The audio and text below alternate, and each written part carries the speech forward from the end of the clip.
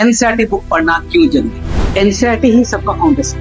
तो board exam equal to NCERT, competitive exam भी NCERT से लिखो। जो मैं बताऊं तो एनसीईआरटी ही सब स्मार्ट स्टडी करता हूं। एनसीईआरटी सिर्फ एक बुक नहीं है, ये एक सेफ्टी नेट है। तो टॉपर की स्ट्रेटजी क्या है? मल्टीपल रिवीजन आपको एनसीईआरटी से करना है। मल्टीपल रिवीजन पर्सन डायरेक्ट या इनडायरेक्ट एनसीईआरटी से ही आता है। हाय बच्चों, नमस्कार सभी को। मैं हूं आपका प्यारा दीप सर। तो आज हम जानेंगे एक ऐसा टॉपिक के बारे में जो आप लोग के लिए बहुत ही ज्यादा जरूरी है।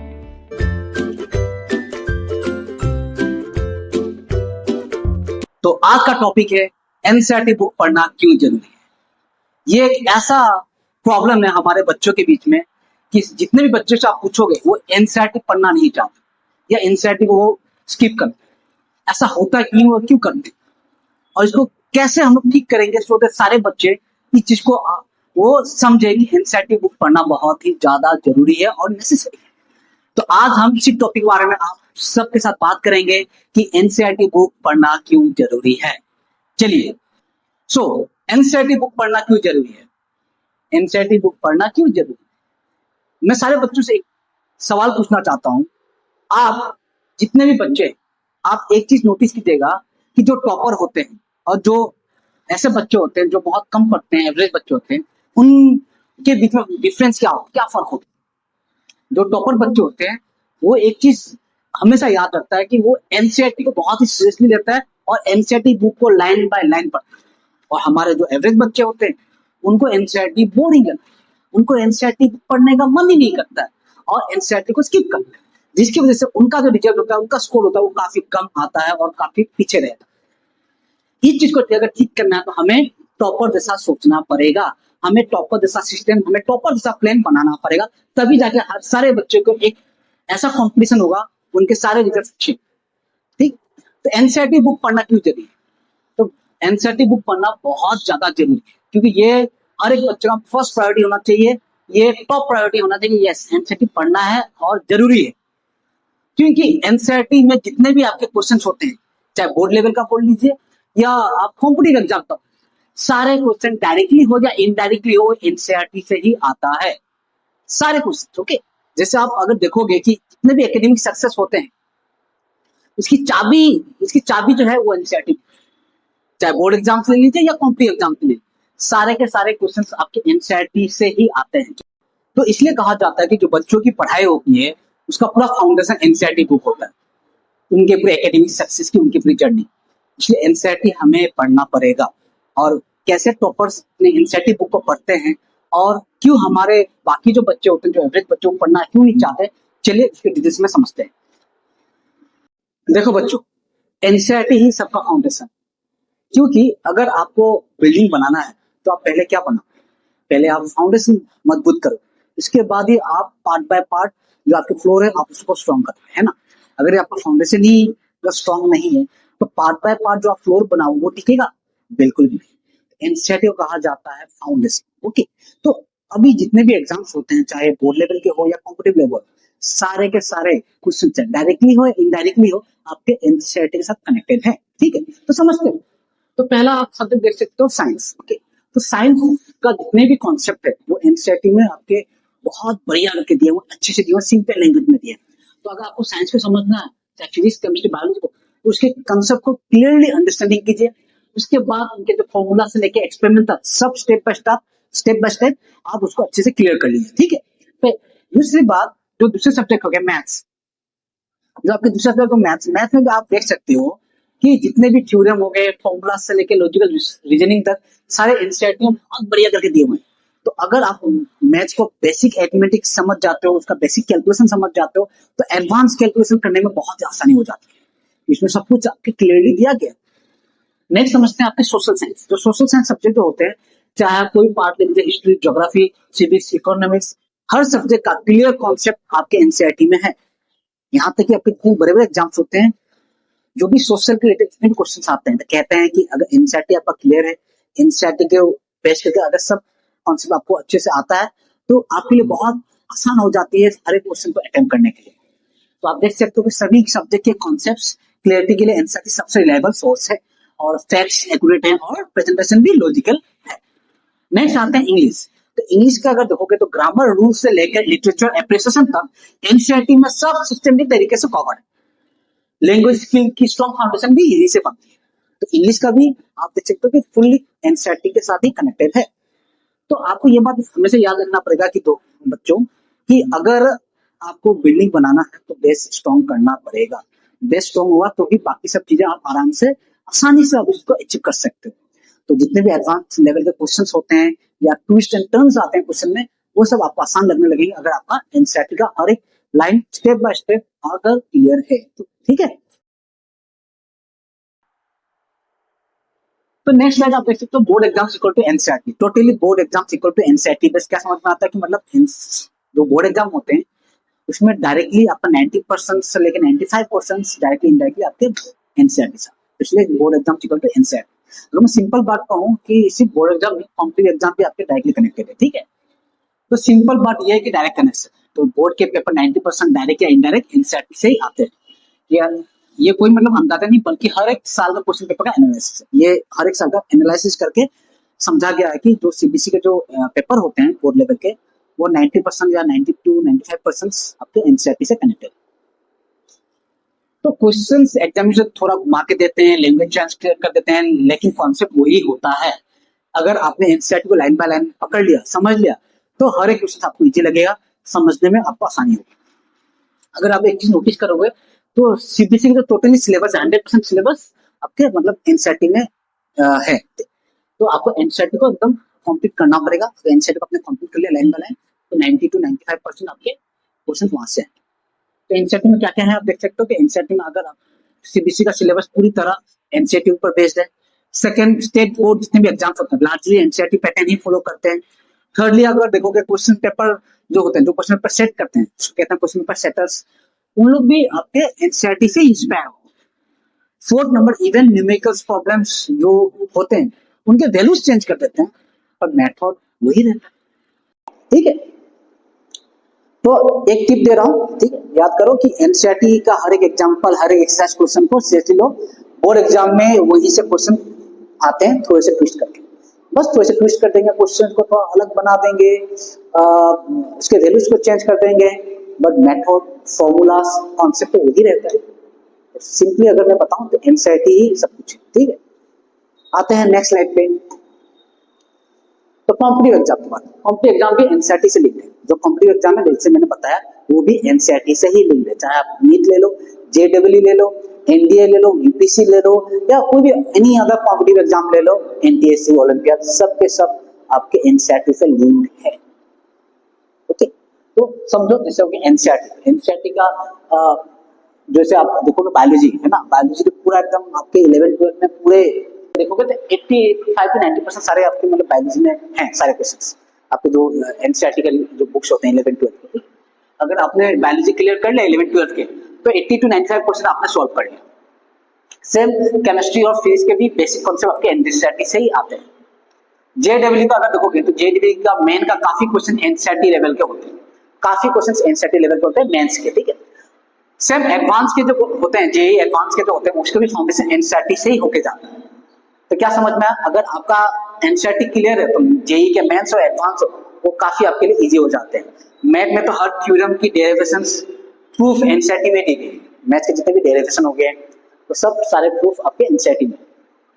नेक्स्ट अगर देखोगे तो एनडीए का जनरल नॉलेज देख लो, मैथमेटिक्स देख लो, रीजनिंग देख लो, सभी सेक्शंस में एनसीईआरटी बेस काम आता है। क्लास 6 से लेकर 12 तक एनसीईआरटी पढ़ोगे तो एनडीए का जीके सेक्शन क्रैक हो जाएगा। बहुत ही बड़ी बात कह दी।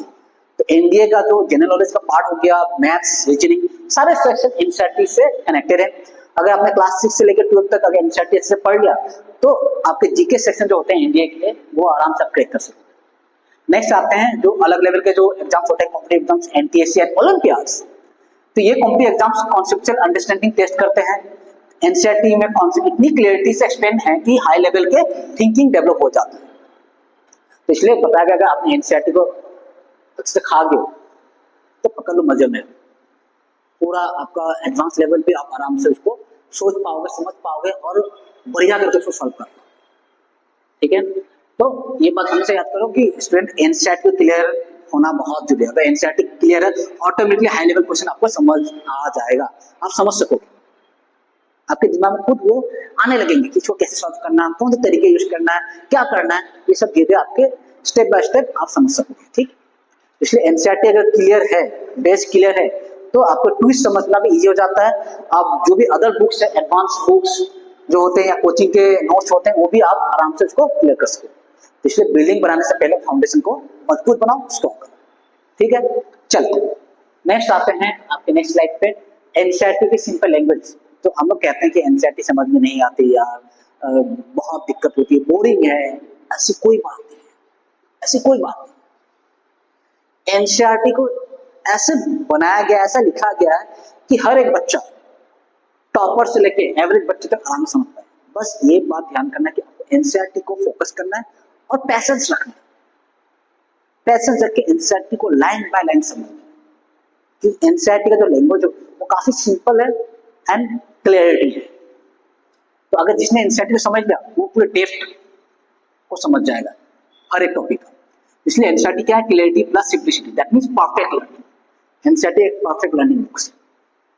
अब जितने अदर बुक्स देख लोगे अदर ऑथर का, उनके वर्ड सब देखोगे, उनके टर्मिनोलॉजी सब देखोगे, काफी कंफ्यूजन होता है, जल्दी समझ नहीं आता, उसके लिए आपको डिक्शनरी देखना पड़ेगा या वर्ड सर्च करना पड़ेगा, ऐसे बहुत सारी तकलीफें होती है। उनके सेंटेंस वगैरह इतने इजी नहीं होते एनसीईआरटी के, पर एनसीईआरटी होते हैं वो हमारे इंडियन लेवल के जो स्टूडेंट्स हैं उनको अंडरस्टैंडिंग आराम से हो जाए, उनको बेस करके ही सिंपल लैंग्वेज में रखा गया। मतलब एक लाइन में इतने सारे कॉन्सेप्ट में अंदर है, उसको समझने के लिए आपको थोड़ा पेशेंस रखना पड़ेगा और साथ ही साथ पढ़ना पड़ेगा, ध्यान दें। ठीक, तो जितने भी कॉन्सेप्ट होते हैं जैसे एक्सप्लेन किया जाता है, एवरेज स्टूडेंट इसको आराम से समझ सके, ये बात ध्यान करना। जैसे एग्जांपल रिलेटेबल हो गया, डायग्राम्स क्लियर हो गया और प्रोग्रेशन स्टेप बाय स्टेप उसमें दिया गया। ध्यान करो ये बात कि सिंपल भाषा है, एनसीईआरटी का जो लैंग्वेज है वो सिंपल है। ऐसे कोई अलग कोई भाषा चूज नहीं किया तो आपको समझ में नहीं आएगा, आराम से समझ सकते हो। कॉन्सेप्चुअल डेप्थ है, हर एक सेंटेंस में, हर एक लाइन में आपको बहुत ज्यादा कॉन्सेप्चुअल डेप्थ में। थर्ड, एग्जांपल्स प्रैक्टिकल है। तो एनसीईआरटी में सब चीजें आपके अंदर में है। तो एनसीईआरटी को समझो, रटो नहीं, समझना है, रटना नहीं है।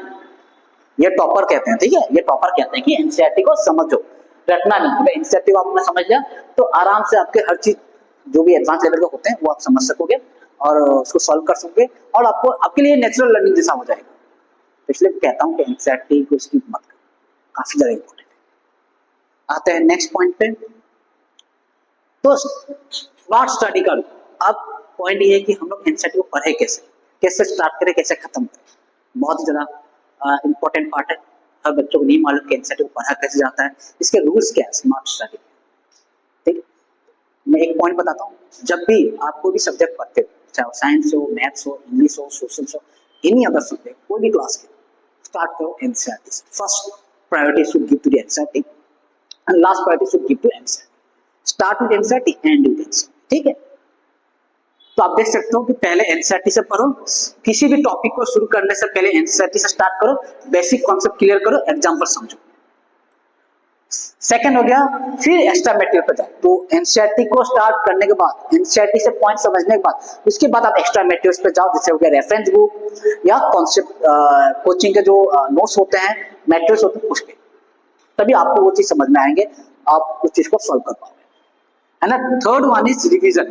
ठीक है, फिर लास्ट फिर से आप रिवीजन एनसीईआरटी से करो। एग्जाम से पहले जब रिवीजन करो तो एनसीईआरटी को फिर से पढ़ो, यही अल्टीमेट कॉन्फिडेंस देता है।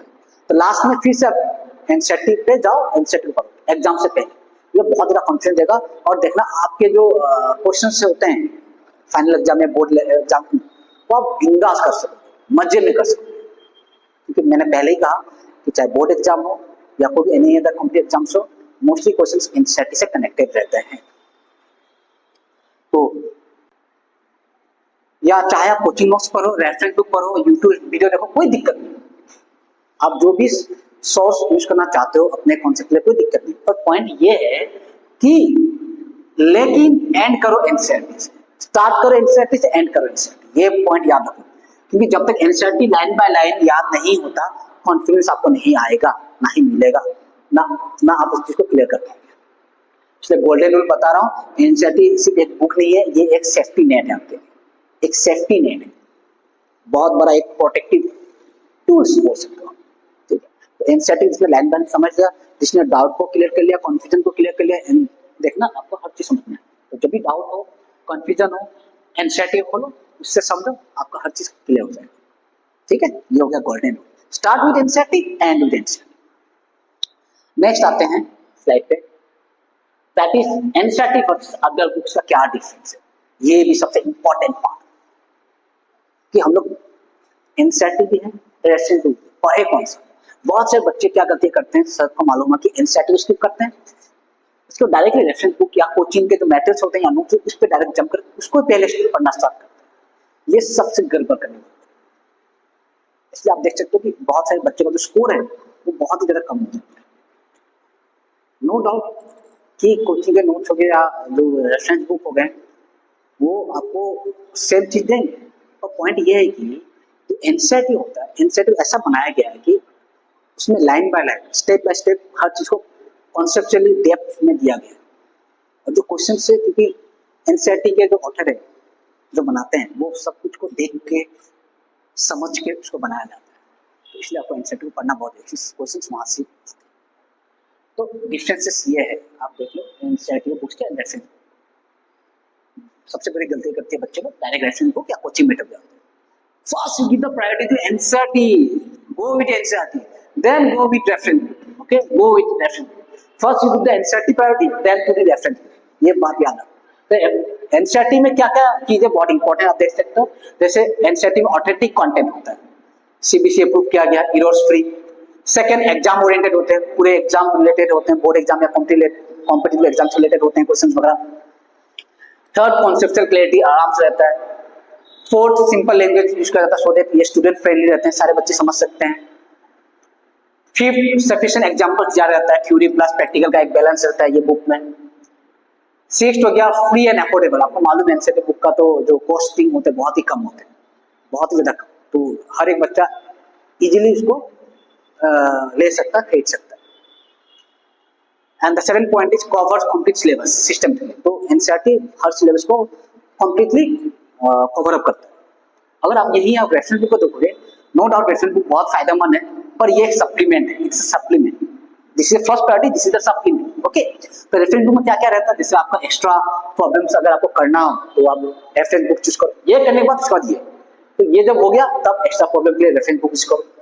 सेकंड, कॉम्पिटिटिव एग्जाम्स के लिए जो भी आपके टारगेट होते हैं उसको ऊपर बेस करके जो रेफरेंस बुक होते हैं वो उसमें क्वेश्चन उस लेवल के होते हैं, तो वो आप सॉल्व कर सकते हो। थर्ड, शॉर्टकट मेथड्स वगैरह के लिए रेफरेंस बुक यूज कर सकते हो। फोर्थ, एडवांस लेवल के कॉन्सेप्ट रहते हैं उसको आप यूज कर सकते हो। फिफ्थ, प्रीवियस के कोई पेपर्स उसमें रहते हैं, क्वेश्चन बैंक्स वगैरह, तो उसको आप रेफरेंस बुक को यूज कर सकते हो उसको सॉल्व करने के लिए। सिक्स्थ हो गया कि काफी एक्सपेंसिव होते हैं रेफरेंस बुक, सब काफी एक्सपेंसिव, एनसीईआरटी जैसा इतने कम बजट के नहीं होते, हाईली बजट के होते हैं। 7, can be overwhelming and without NCERT based, okay. तो ये सारे हो गए आपके पॉइंट रेफरेंस बुक के, तो ये बात याद रखना। तो चलो अभी हम लोग समझते हैं कि कैसे जो टॉपर्स होते हैं वो अपना स्ट्रेटेजी बनाते हैं और अपने एग्जाम में अच्छे रिजल्ट करते हैं। तो अभी हम लोग टॉपर की स्ट्रेटेजी समझेंगे, ठीक है। तो टॉपर की स्ट्रेटेजी क्या है, उनकी सक्सेस स्टोरी से समझते हैं कि टॉपर अपना जो एनसीईआरटी है उसको कैसे यूज करता है और कैसे वो सीखता है, अपना स्कोर को अच्छा बनाता है, ठीक है। तो रियल टॉपर्स की रियल स्ट्रेटेजी सीखते हैं उनसे। तो पहला चीज हो गया मल्टीपल रिवीजन। मल्टीपल रिवीजन आपको एनसीईआरटी से करना है, मल्टीपल रिवीजन करोगे तो बहुत चीजें आपको क्लियर हो जाती है, पूरे डेप्थ में आपको समझ में आता है। कम से कम आपको एनसीईआरटी को 3 बार या 4 बार पढ़ना है। अगर 3-4 बार पढ़ोगे तो अंडरस्टैंडिंग क्लियर होगी, आप अंडरस्टैंडिंग आप क्लियर कर पाओगे, नोट्स खुद का बना पाओगे, और तीसरी चौथी बार जब आप रिवीजन करते हो तो आपको कुछ नया नया सीखने को मिलता है और डीपली आपको समझ में आता है, ठीक है। सेकेंड हो गया लाइन बाय लाइन, आपको एनसीईआरटी के जो भी चैप्टर्स होते हैं उसको लाइन बाय लाइन समझने पड़ेंगे और याद रखना पड़ेगा। चाहे एग्जाम्पल्स ले लो, डायग्राम्स ले लो, एक्सरसाइज ले लो, पूरे ध्यान से समझना और ध्यान से पढ़ना, सो दैट आपका जो कॉन्सेप्ट क्लियरिटी है वो पूरा सही रहेगा। थर्ड हो गया एक्टिव नोट्स मेकिंग। तो जब एनसीईआरटी आप बनाते हो तो उसी साथ ही साथ आप एक नोट्स अपना प्रिपेयर करो। खुद का एक इंपॉर्टेंट नोट्स प्रिपेयर करो, की पॉइंट्स वगैरह डालो, हाईलाइट करो, माइंड मैप्स बनाओ और फ्लो चार्ट बना के कॉन्सेप्ट को समझने के लिए कोशिश करो। ठीक है, बहुत जरूरी है। अगर खुद का नोट्स बनाते हो समझने के बाद, ये बहुत हेल्पफुल होता है आपके बोर्ड के एग्जाम में। क्यों? क्योंकि इससे आपका क्रिएटिव राइटिंग बहुत ठीक होती है, क्रिएटिव आंसर्स आप बना सकोगे कोई भी क्वेश्चन का, अगर आपको क्लियर है। ठीक है, 4 हो गया सेल्फ टेस्टिंग। अपने आप को सेल्फ टेस्ट करो, अपने आप को सेल्फ टेस्ट करो। कैसे? हर चैप्टर को समझने के बाद खुद से क्वेश्चन पूछो कि क्या मैं यहाँ से एक्सप्लेन कर पाऊंगा, इस टॉपिक को मैं खुद से एक्सप्लेन कर पाऊंगा, समझा पाऊंगा क्या दूसरे को। अगर आपको कॉन्फिडेंट फील होता, अगर आप कर सकते हो, दैट मींस यस, आपका कॉन्सेप्ट क्लियर है, आपको एनसीईआरटी पूरा अच्छे से समझ में आ चुका। ठीक है, ये हो गया 4 पॉइंट। याद करना, ये प्रॉपर स्ट्रेटेजी होता है, multiple revisions, line by line reading, active notes making and the self testing. ठीक है, नेक्स्ट स्लाइड पे कॉमन मिस्टेक्स जो स्टूडेंट करते हैं एनसीईआरटी के साथ।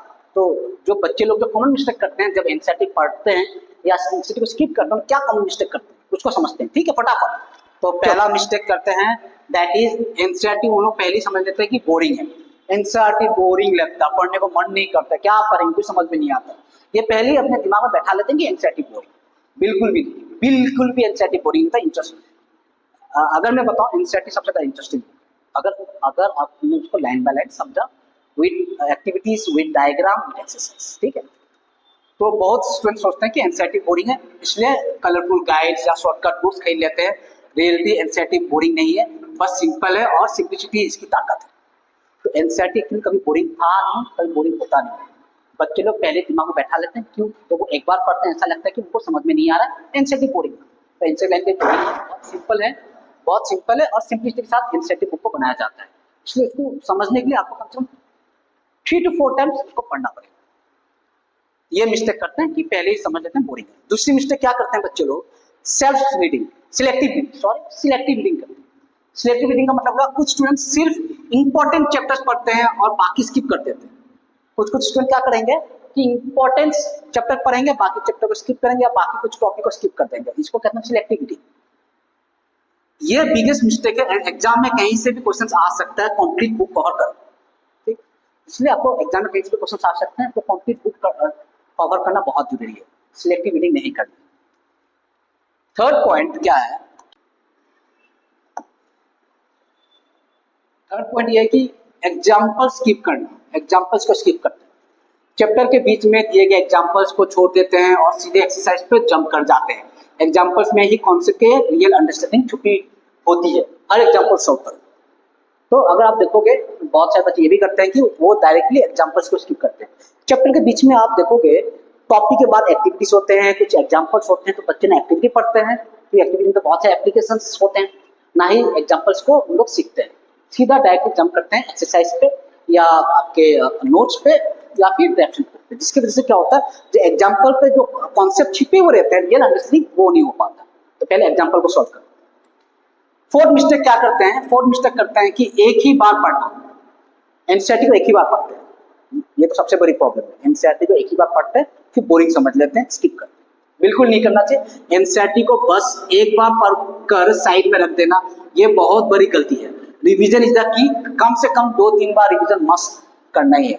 मैं तो बोलूंगा 3-4 बार करो, 3-4 बार करो, तब अंडरस्टैंडिंग से लेके एग्जाम्पल से लेके खुद का कॉन्सेप्ट भी आप खुद से बना सको। ठीक है, नेक्स्ट मिस्टेक हो गया एक्सरसाइज इनकम्प्लीट छोड़ना। एक्सरसाइज को इनकम्प्लीट छोड़ते हैं, जैसे एंड एक्सरसाइज में कुछ क्वेश्चंस टफ लगने पर छोड़ देते हैं। यही क्वेश्चंस एग्जाम में ट्विस्टेड फॉर्म में आते हैं, स्ट्रगल करो, सॉल्व करो और पर छोड़ो मत। ठीक है, तो मिस्टेक 5 क्या है कि उन लोग एक्सरसाइज को इनकम्प्लीट छोड़ते हैं, जिसकी वजह से क्या होता है, बहुत सारे क्वेश्चंस उसी एक्सरसाइज से आते हैं, घुमा फिरा के ट्विस्ट करके, फिर बाद में लगता है कि ये आउट ऑफ द सिलेबस आया है या ये तो बताया नहीं, पढ़ाया नहीं, ये कहाँ से आ गया क्वेश्चन। पर ये ऐसा होता नहीं, कभी भी question out of the syllabus rare ही होते हैं। ठीक है, तो स्मार्ट मूव याद करो। इन मिस्टेक, ये जो 5 मिस्टेक आप देख रहे हो, ये 5 मिस्टेक को आपको ठीक करना है। इन मिस्टेक से बच्चों, एनसीईआरटी को रेस्पेक्ट दो, टाइम दो, डेडिकेशन दो, फिर देखो मैजिक कैसे होता है। तो अगर आपको मैजिक चाहिए, अच्छा स्कोर चाहिए, 90% एबव चाहिए, ये मिस्टेक से आपको हटना है। ठीक है, तो जब ये सब मिस्टेक को अगर ठीक करोगे तो देखना आपके साथ मैजिक होगा और 90% जो परसेंटेज है वो आराम से आप ला पाओगे। इसलिए एनसीईआरटी को रेस्पेक्ट दो, टाइम दो और डेडिकेशन दो, उसके बाद देखो मैजिक। ठीक है, चलो आते हैं नेक्स्ट स्लाइड पे, आते हैं, ठीक है। तो नेक्स्ट स्लाइड क्या बताते हैं, टॉपर्स और एवरेज स्टूडेंट में क्या फर्क है, टॉपर्स और हमारे जो एवरेज स्टूडेंट होते हैं उनमें क्या फर्क होता है। तो अल्टीमेट ट्रूथ बता रहा हूं, देख लो, देखो बच्चों, टॉपर्स और एवरेज स्टूडेंट में टैलेंट का फर्क नहीं होता है, अप्रोच का फर्क होता है। जो मैं हमेशा कहता हूं, यहाँ पे अप्रोच का फर्क होता है कि जो टॉपर्स होते हैं और जो एवरेज बच्चे होते हैं वो क्या करते हैं, उनके पास अप्रोच में फर्क, उनका स्ट्रेटेजी का टॉपर जो होते हैं वो पूरे एनसीईआरटी को अप्रोच करते हैं, अच्छे से क्लियर करते हैं, पॉइंट बाय पॉइंट पढ़ते हैं, और जो एवरेज बच्चे हैं उसको टोटली स्किप करते हैं। तो एक एनसीईआरटी को सीरियसली लेता है, डेडिकेशन के साथ पढ़ता है, हर लाइन को फिल करता है, और दूसरा जो है एनसीईआरटी को टोटली इग्नोर करता है, शॉर्टकट ढूंढता रहता है। यही डिफरेंस है टॉपर्स और एवरेज बच्चों में। एक एनसीईआरटी को सीरियसली लेता है, डेडिकेटेड होकर पढ़ता है और लाइन बाय लाइन उसको दिमाग में रखता है, और जो दूसरा होता है, जो एवरेज बच्चे होते हैं, वो उसको टोटली स्किप करते हैं, जंप करते हैं, आपके शॉर्टकट चीजों पे वीडियोस देखते हैं, रेफरेंस बुक पढ़ते हैं, फिर एनसीईआरटी छूटे ही नहीं, और जब एग्जाम बैठते हैं दिमाग खराब हो जाता है। तो टॉपर वही बनता है जो फाउंडेशन पर फोकस करता है, जो बेसिक को स्ट्रॉन्ग बनाता है, याद करना, ठीक है। इसलिए एनसीईआरटी को अगर अच्छे से ध्यान दोगे तो 95% आप आराम से स्कोर कर पाओगे। अगर एनसीईआरटी को छोड़ोगे तो फिर 30% पर अटक जाओ। तो समझ में आया सभी को। तो एनसीईआरटी बुक पढ़ना बहुत जरूरी है, ये आपका टॉप प्रायोरिटी होना चाहिए और नेसेसरी होना चाहिए। विदाउट एनसीईआरटी ना बोर्ड एग्जाम अच्छा कर पाओगे, ना कॉम्पिटिटिव एग्जाम अच्छा कर पाओगे। तो आई थिंक अब सारे बच्चों को ये क्लियर हो चुका कि एनसीईआरटी बहुत इंपॉर्टेंट है, पढ़ना है और पढ़ना, स्किप नहीं करना, चाहे आप बोर्ड के लिए पढ़ो या कॉम्पिटिटिव एग्जाम के लिए। तो आई होप सारे बच्चों को समझ में हो गया होगा कि एनसीईआरटी बहुत इंपॉर्टेंट है पढ़ना। तो चलिए मिलते हैं नेक्स्ट वीडियो पे।